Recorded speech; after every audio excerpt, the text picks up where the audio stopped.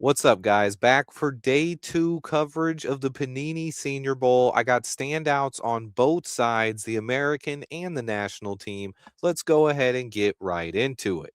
The first player that stood out to me on the national squad was TCU safety Bud Clark. He made the play of the day, a one-handed interception over the middle of the field. Very impressed by what I saw from him. Another standout on the national squad was small school wide receiver Tyron Montgomery, who has made highlight catches for back-to-back days now and might have had the catch of the day. He's a big-time playmaker and one of the guys flying up draft boards. He was not on my radar before this event, but he is now. Another wide receiver that has stood out is Texas Tech's Reggie Virgil. He's been virtually unguardable most of practice, and then running back Nicholas Singleton stood out and caught my eye as well. But again, it was the defensive line that really stood out. TJ Parker continued his dominance, and at this point, I doubt he plays in the game on Saturday. He's put enough on tape at practice that he's probably locked up a spot as a first round pick in April. He's my early favorite for practice player of the week. TJ Parker has really stood out. Texas Tech's Lee Hunter had another solid day. Same for his teammate Romello Height. And then Devin Eastern, a defensive tackle from Minnesota, caught my eye as well. Now, while the defensive line prospects have been incredibly impressive, there were some offensive linemen that really fought back today and battled. A couple of standouts were Kentucky's Jalen Farmer, Iowa's Bo Stevens, and Texas A&M's Demetrius Crownover. Those guys looked great today and won their fair share of reps against this dominant defensive line.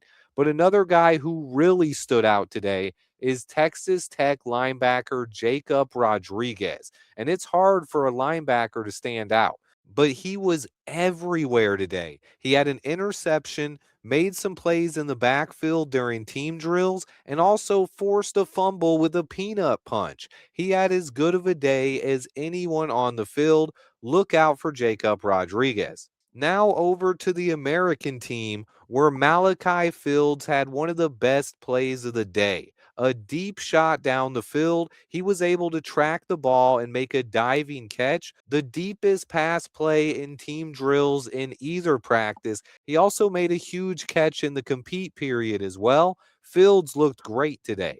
Oklahoma running back Jaden Ott showed off his pass blocking skills as well. And then Arkansas linebacker Xavier Soray really caught my attention today. He stood out during team drills, making a big play on a screen pass to stop what looked like it was going to be a huge gain. And then he exploded into the backfield for a big stop on the very next play. But he wasn't done yet. He then had an interception later in practice, another linebacker who had a huge day. But again, this year's Senior Bowl has a ton of talent showcasing itself on the defensive line. One guy that stood out for the American team is Missouri edge rusher Zion Young. He flashes with insane power and burst, and he's able to overwhelm offensive tackles at the point of attack. He is making some money this week, and he continues wrecking linemen on his way to climbing up the draft boards. In fact, his teammate, Missouri defensive tackle Chris McClellan, he had a big day for himself as well. He absolutely blew up a play, exploding into the backfield and smothering a running back for a big loss in team drills. Florida defensive tackle Caleb Banks really showed off his power today to go with his agility. He looks healthy and ready to go. Michigan's Derek Moore, though, is another guy who has really just stood out. He explodes out of his stance, and he's been mostly unblockable in practice. He even got into it with an offensive lineman and took a punch early in the day. Other guys on the defensive line like Tyreek Sapp and Gabe Jackas also stood out and had some really solid reps today.